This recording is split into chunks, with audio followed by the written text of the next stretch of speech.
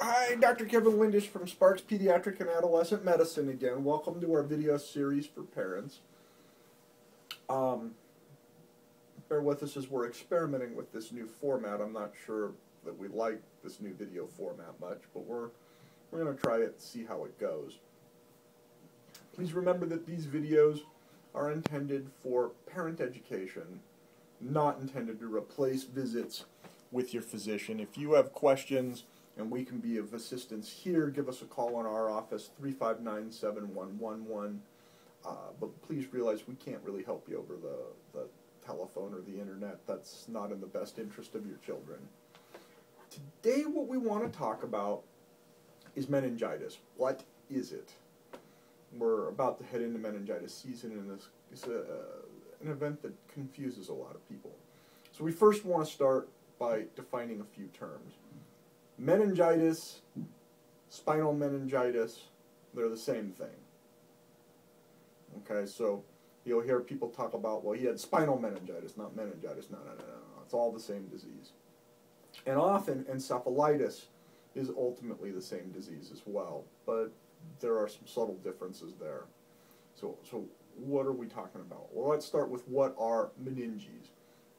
The meninges are the lining to the brain and the spinal column. And there are three of them. Sometimes we refer to them as the leptomeninges. Okay, as you enter the spinal cord or enter the brain from the outside world, the first layer you reach is a very hard layer called the Dura Mater. That's mater, not matter. Mater as in the Latin for mother. So this would be the tough mother. And Dura Mater is definitely one of the hardest substances on the planet as far as its ability to resist tearing. It's about as tough as Gore-Tex is. The next layer beneath that is a webbed-like layer called the arachnoid mater. I'm sorry, the arachnoid mater. See, even I make that mistake sometimes. The arachnoid is, or the spidery mater. The arachnoid mater contains fluid. And then below that is what's known as the pia mater, or the tender mother. And the pia mater is the consistency of wet tissue paper. It has a lot of vasculature to it.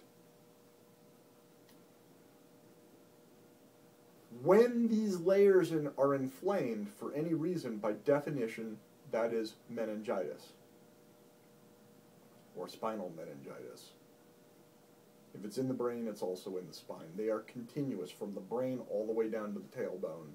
They're continuous. So what's in one is in the other, and you can sample the spine to get an idea of what's going on in the brain. When the infection goes from that layer into the brain itself, we then call that encephalitis. And a lot of times what we're really dealing with is meningoencephalitis, or infection of the brain plus infection of the meninges themselves, especially when we're dealing with viral illnesses. So what things cause meningoencephalitis? What things cause meningitis? Well, we'll start with some of the rarer causes. Anything that inflames that lining can cause it. So certain cancers can cause it. In particular, melanoma, a skin cancer, likes to metastasize to the meninges, and so you can get a tumorous meningoencephalitis. Certain leukemias go there, and I've certainly seen leukemic meningitis. It's rare, but I've seen it. Chemicals can cause it. You say, well, how do you get chemicals in there? Well, you can certainly accidentally inject them. Sometimes we purposely inject them. And in fact, one of the drugs that we inject for cancer therapy causes a certain amount of inflammation in the meninges. And so we get chemical meningoencephalitis from that. But it's necessary to save the life of the patient, at least with current therapies as we know them. Blood is another chemical that can get in there. That one comes from the inside, and that causes a severe meningitis that's many times fatal. Subarachnoid hemorrhages are a bad thing. Less rare is fungus. Fungal encephalitis, or some fungal meningitis are also very rare, unless you have some kind of immune deficiency. HIV being the one that comes to mind most immediately, but lots of other immune deficiencies, including severe combined immune deficiency and complement deficiencies can also result in these, but we're not going to get into the differential diagnosis of this. Just know that fungus can, but if fungus is present, it's bad. Fungus is always a bad actor. Which really leads us to the most common forms of meningitis, bacteria and viruses. On the whole, viral meningitis are not as bad as bacterial meningitis. You can certainly die from either one, but most people with viral meningitis do live to tell about it. And live to tell about it without a whole lot of permanent sequelae. There are some exceptions to this. Herpes meningoencephalitis is always bad and almost always results in severe brain damage. But the other viruses that do this are not so bad, and in particular, anybody who's had that splitting headache with influenza probably had flu meningitis. Most of those people never found their way to the doctor, and we certainly didn't do any diagnostic tests for it, but there's a good chance that's what they had. Not the end of the world. Any flu-like bug can do this. So paraflu can do it, the list goes on and on. And these are communicable. Not the meningitis part, but the flu itself is very communicable from person to person. Other viruses are spread by insects, in particular mosquitoes. These are what are referred to as arthropod-borne or arboviruses. The list of these are huge, and they pop up every summer, and they make the news. So Western Equine Encephalitis virus, St. Louis Encephalitis virus, West Nile virus. They all have really exotic-sounding names. The reality is most people do just fine with them. Western Equine Encephalitis virus is devastating if you happen to be a horse, but most people who get it do fine. They just have splitting headaches. Other viruses that can cause this include what are known as the enteroviruses. They typically cause diarrheal illness, and most people who get them do just fine. One of the enteroviruses that's very famous that also caused a form of encephalitis that happened to be particularly nasty was polio. Fortunately, we don't see a whole lot of that anymore. Most of these do not cause encephalitis, though. They just cause meningitis. While the patient is miserable, they do fine. Bacterial infections in the leptomeninges is always, or are always bad, and always have significant potential for brain damage and death.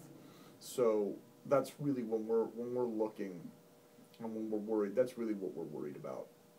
So that has to be treated with antibiotics. It has to be treated aggressively. It has to be treated in the hospital, and it has to be treated quickly. These patients' lives are on the line. How do we diagnose it? Well, unfortunately, there is no blood test and no scan to rule in or rule out meningitis. The only way to do it is with a lumbar puncture or spinal tap. And to do that, we insert a small needle into the spinal column, into the subarachnoid space. Remove some of the fluid that then bathes that subarachnoid space, and we can look for evidence of infection, including white cells and bacteria and fungus and whatever else we're looking for. In general, the procedure sounds a lot worse than it really is. It's generally very safe in skilled hands. And although when we obtain informed consent, we give a long list of things that can happen, and this video is not intended to replace informed consent with your physician or surgeon, and so I'm not going to go into the various things we discuss, but I am going to say in general it is safe. Please don't use this as any alternative to an informed consent discussion or as an adjunct to an informed consent discussion. It was not intended as such, but and as such it's not complete. But in general it's very safe. But it's not the most pleasant experience for most people. and definitely is a very scary thing for most people. So it's unfortunate, but that's the only way we can tell. People say, well, gee, maybe we should just give antibiotics instead and skip the lumbar puncture and hope we're treating the right disease. Problem is, without the culture, we don't know if we're using the right antibiotics for the disease you have, and because this disease has the potential to progress, and with each passing day you knock off neurons and drop IQ points and increase your risk of permanent intellectual disability, you need to know and you need to be right as soon as possible, so you really need to do this test. I hope this has helped to clarify things as we're heading into ARBO season, which is spring and summer, and always confuses people.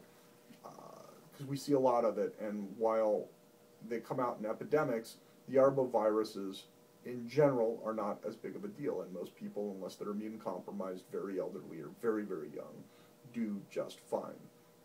Please realize that all meningitises are not created equal, so if there is a kid who had meningitis at your child's daycare, we need to know what was the organism, because there's a big difference for us as to how we're going to manage your child who was exposed if it was a virus versus if it was a bacterium, and if it was bacterium, we need to know which bacterium it was. And usually when I ask parents what type of meningitis was it, the answer I get back is spinal meningitis. By definition, all meningitises are spinal meningitis. We want to know, was it fungus, chemical, bacteria, or virus, and having split it up into those 4 categories, what specific organism was growing, because that's the information we need to now help you to understand your risks and to minimize those risks for your child. I hope this has been educational and helped to clear some of this up and not make things worse. Please remember, this is not intended as a discussion for informed consent procedure for lumbar puncture. If we can be of assistance here, our office number is 775-359-7111. We'll get you in the same day if you need us, so give us a call. We'll talk to you next time.